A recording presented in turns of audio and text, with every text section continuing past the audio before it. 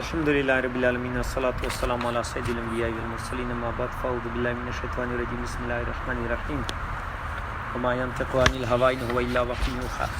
حدیث قدسیہ نمبر 6۔ حضرت ابو ہریرہ رضی اللہ تعالیٰ عنہ نبی کریم صلی اللہ تعالیٰ علیہ وسلم سے روایت کرتے ہیں کہ اللہ عز و جل فرماتا ہے کہ میں تمام شرکاء کی شرک کی بے نیازی سے زیادہ بے پرواہ ہوں۔ تمام شرکاء کی شرک کی بے نیازی سے زیادہ بے پرواہ ہوں۔ جس شخص نے کوئی عمل کیا اور اس عمل میں میرے غیر کو شریک کر لیا تو میں اس کو اور اس کے شرک کو چھوڑ دیتا ہوں، یعنی میں بے پرواہ ہوں۔ جو شرک کرتا ہے میں اسے بے پرواہ ہوں۔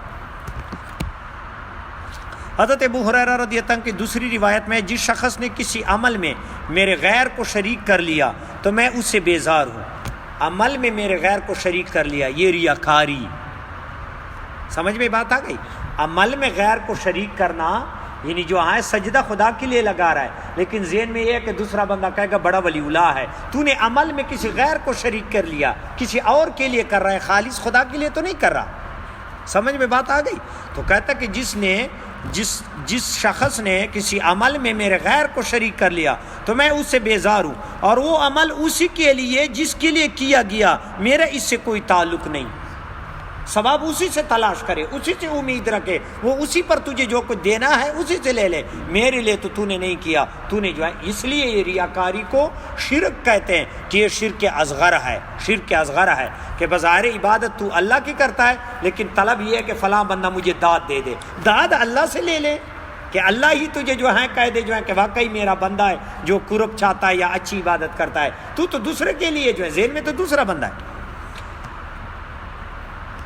شداد بن اوس رضی اللہ تعالیٰ عنہ کی روایت میں کہ اللہ تعالیٰ فرماتا ہے جس کسی کو بھی میرے ساتھ شریک کیا جائے میں ان تمام شرکاء میں سے بہتر اور اللہ ہوں، اعلیٰ ہوں، بہتر اور اعلیٰ ہوں۔ یعنی تو میرے ساتھ جس کسی کو بھی شریک کرے تو وہ تو ظلم کر رہا ہے، میں تو اس سے اعلیٰ ہوں اور بہتر ہوں۔ جس نے میرے ساتھ کسی کو شریک کیا تو اس کے تمام اعمال خواہ قلیل ہوں، تھوڑے ہوں یا کثیر زیادہ ہوں، سب اس شریک کے لیے ہیں، اس کے لیے ہے جس کو میرے ساتھ شریک کیا، اور میں اس شخص سے بے پرواہ اور بے نیاز ہوں۔ اس کا کوئی عمل میری بارگاہ میں نہیں آئے گا، نہ وہ مجھ سے جو ہے اس عمل پہ جزا طلب کرے، جس کے لیے کیا ہے اسی سے جو ہے وہ تلاش کریں۔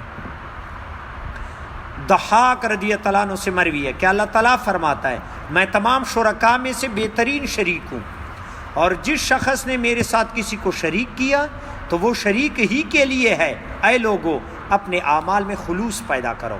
خلوص یہ ہے، حدیث پاک میں ہے، پوچھا گیا خلوص کیا ہے، فرمایا عمل میں خلوص یہ ہے کہ جب تو عمل کرے تو تیرے دل میں یہ خیال نہ آئے کہ دوسرا بندہ میری تعریف کرے۔ سمجھ میں بات آ گئی؟ عمل میں خلوص یہ کہ تیرے دل میں یہ خیال نہ آئے کہ دوسرا بندہ میری تعریف کرے، یعنی دوسرے کی تعریف کا خیال نہ ہو، خالص خدا کے لیے۔ تو اللہ تعالیٰ نے فرمایا اے لوگو اپنے اعمال میں خلوص پیدا کرو۔ اللہ تعالیٰ وہی عمل قبول کرتا ہے جو خالص اسی کے لیے کیا جائے۔ جب کوئی کام کیا کرو تو یہ نہ کہا کرو کہ یہ اللہ کے لیے اور یہ ناطے کے لیے ہے۔ بعض لوگ جو ہیں مطلب یہ کہ جو ہیں کہتا ہے جو ہے یہ ہمارے عقیدے پر بھی ہے کہ یہ اللہ کے لیے، یہ غوث پاک کے لیے، سمجھ، یہ رسول اللہ صلی اللہ علیہ وسلم کے لیے نہیں۔ جیسے حضور آپ نے وہ منت کا بتایا تھا، منت کا جو میں نے بتایا تھا، کسی دن منت پہ گفتگو کروں گا، سمجھ میں بات آ گئی؟ کہ یہ جو ہے اللہ تعالیٰ نے یہ نہ کہا کرو کہ یہ اللہ کے لیے اور یہ ناطے کے لیے۔ اگر ایسا کہو گے تو وہ عمل اللہ کے لیے نہیں ہوگا، رشتے ناطے ہی کے لیے ہوگا۔ اور نہ کسی عمل میں یہ کہا کرو کہ اتنا تو اللہ کے لیے اور اتنا ہماری خاندانی عزت کے لیے۔ اگر ایسی تقسیم کرو گے تو تمہاری عزت کے لیے ہوگا، اللہ تعالیٰ کے لیے اس میں سے کچھ بھی نہیں ہوگا۔ رحم اصل تو بچہ دانی کو کہتے، تشریح جو ہے وہ کی ہے، لیکن اس سے گود پیٹ کی رشتہ داریاں مراد ہے۔ زمانہ جاہلیت میں خاندان اور برادری کا بہت پاس ہوتا تھا، یہاں تک کہ نیک کاموں میں اور صدقہ خیرات میں انہی کا یہ طریقہ اختیار کر لیا تھا کہ خیرات کی رقم کا ایک حصہ اللہ کے لیے، ایک برادری کے لیے اور خاندان کی عزت کے لیے مقرر کر لیا کرتے تھے۔ اللہ تعالیٰ نے اس سے منع کیا کہ جو بھی کام ہے اللہ کے لیے۔ یہ قربانی کا گوشت سمجھ میں 3 حصوں میں تقسیم کرتے ہیں، سمجھ میں بات آ گئی؟ کہتا ہے یہ اللہ کا حصہ، اور یہ رشتہ داروں کا، یہ غریبوں کا، کہتے کہ نہیں؟ یہ نہ کہا کرو، یہ نہ کہا کرو، یہ سب اللہ کے لیے ہے، بس 3 حصے کرو۔ جو اللہ کے لیے وہ بھی اللہ کے راستے میں جانا ہے، جو رشتہ داروں کا وہ بھی اللہ کے راستے میں، جو تو بھی کہہ رہا ہے وہ بھی اللہ کے راستے میں۔ قربانی تو ہے رب کے لیے، رب کے لیے کی، تو پھر جب رب کے لیے کی، پھر تو کیوں جو ہے بعد میں کہہ رہا ہے یہ ان کے لیے، ان کے لیے، بس 3 حصے کر دیے کہ 3 حصے میں نے کر لیے، سمجھ میں بات آ گئی؟ یہ سب اللہ کے لیے ہے۔ اگر تو کہے اللہ کے لیے، سمجھ میں بات، اگر رشتہ دار کو دے اللہ کے لیے، اگر غریب کو دے اللہ کے لیے، تقسیم پھر بعد میں نہ کرو۔ ہاں اگر علماء اس پہ فتویٰ دے رہے ہیں کہ جائز ہے کہ قربانی تو نے ایک مرتبہ اللہ کے لیے کی، ٹھیک ہے، تو یہ رشتہ داروں کے حصے یا یہ ہے، تو اس میں کوئی جو ہے ایسے نہیں ایک تخصیص کرے تو کوئی حرج نہیں، لیکن اس حدیث پہ جو ہے ہاں زبان سے نہ کہ جو ہے 3 حصے کر لیے بس، وہ کہتے یہ اللہ کے لیے، رشتہ دار کو دے دو۔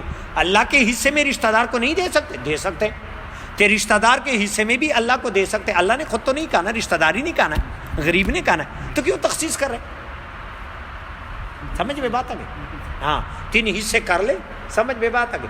جو گھر میں رکھے تو لازمی بات ہے وہ آپ نے خود کہنا ہے، اس کو غریب کو بھی دے دیں، اللہ کے لیے، وہ اللہ کا ہی، تو بھی تو اللہ کا ہے۔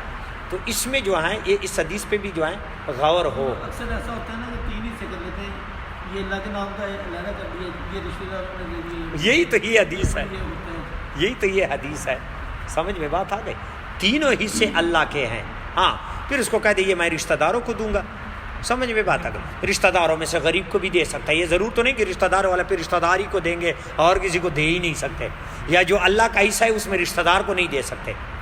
تو پھر جب سارا مکس ہی ہے، وہ 3 حصے اس لیے کر لیتے ہیں، سمجھ میں بات آ گئی؟ کہ مطلب یہ کہ جو ہے پہلے زمانے کا کہ یہ نہ ہو کہ پھر سارا تقسیم ہو جائے کہ اپنے گھر کے لیے بھی رکھ لیں، سمجھ میں بات آ گئی؟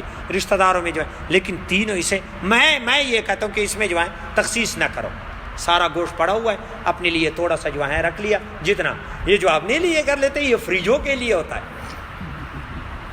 سمجھ میں بات آ گئی؟ کیا جو ہے اپنے لیے کر لیتے ہیں یا سارا رکھ۔ اور حدیث پاک میں بھی ہے اگر کسی کوئی عیالدار ہے، غریب ہے، بچے زیادہ ہے، وہ سارا اپنے گھر میں رکھ لے، تو اس میں تو 3 حصے ہوئے نہیں، تو پھر 3 حصے کیوں کرتے؟ سمجھ میں بات آ گئی؟ کر سکتے ہو، لیکن یہ نہ کہو یہ رشتہ دار کے لیے، یہ فلاں کے لیے فلاں، یہ سب اللہ کے لیے ہے، بس اللہ کے راستے میں دینا۔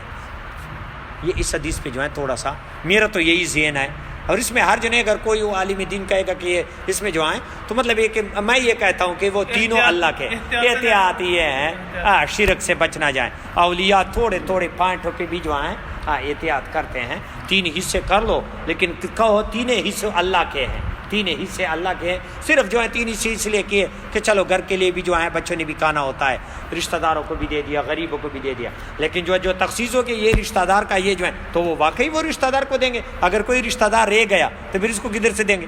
پھر بھی تو اللہ کا حصہ دینا ہی ہے۔ تو اس میں جو ہے اس چیز کا اہتمام مالے نہیں ملا۔ حضور ایک سوال تھا، ابھی آپ نے فرمایا تھا کہ ریاکاری، یعنی کہ جو فرض کریں اگر بندہ نماز پڑھ رہا ہے وہ کسی کو دکھانے کے لیے، دیر ہو رہی تو کل کر لیں گے یہ سوال؟ نہیں کر لیں، اس میں کوئی نہیں۔ تو یعنی کہ وہ نماز پڑھ رہے ہیں تو دوسروں کو دکھانے کے لیے پڑھ رہا ہے، وہ تو یقیناً وہ تو سمجھ لگ گئی ہے۔ بعض اوقات ایسا ہوتا ہے جیسے فرض کرے کہ بندہ گھر سے وضو کیا، میں اپنی مثال ہی چلے دیتا ہوں، میں نے وضو کیا، میں نماز آن ہوئی، مجھے نماز کی فکر ہوئی کہ نماز کا ٹائم ہو گیا، وضو کیا، وضو کر کے نماز کے لیے مسجد میں چلا گیا، نماز شروع کر دی، کوئی اچانک دوست کوئی ایسا کوئی جاننے والا کوئی ساتھ نماز پڑھنے لگ گیا، تو میں نماز پڑھ رہا ہوں تو میرے ذہن میں خیال آ رہا ہے کہ یار وہ مجھے نماز پڑھنے میں دیکھ رہا ہے، تو یہ شیطان کا وسوسہ بھی ہو سکتا ہے، کیونکہ گھر سے تو میں اللہ کی خاص نیت کر کے نماز کے لیے آیا ہوں اور میں نماز شروع بھی اللہ کے لیے ہی کی اس وقت نیت بدل اس وقت نیت بدل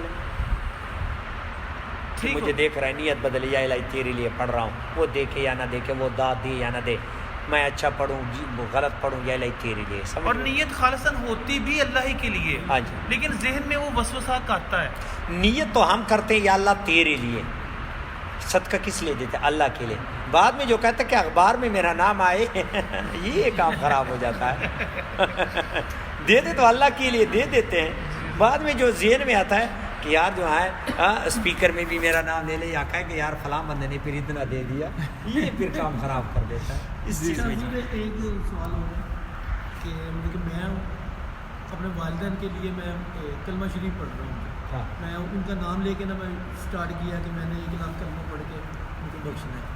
تو اس میں مطلب کہ میں نے شروع اسٹارٹ میں نام لے لیا ہے کہ میں نے اپنے والدین وہ تو اس کو بخشنا ہے خاص, تو اس نام میں کون سے عبادت تو اللہ کے لیے کر رہے ہیں, لیکن کسی کے لیے بخشتے ہیں تو پھر بھی تو نام لینا ہے کہ یا الہی یہ میں ماں کو بخشتا ہوں یا میں باپ کو بخشتا ہوں. تو اس میں تو نہیں, کوئی حد تو اس میں یہ نیت ہو کہ یا الہی عبادت تیرے لیے کر رہا ہوں, لیکن اس کا جو ثواب جو اس پہ جو مجھے آپ دے دے یہ پھر میری ماں کو دے دے.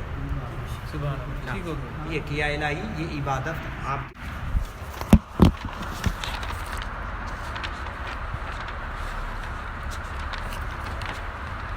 الحمدللہ رب العالمین والصلاۃ والسلام علی سید الانبیاء والمرسلین اما بعد فاعوذ باللہ من الشیطان الرجیم بسم اللہ الرحمن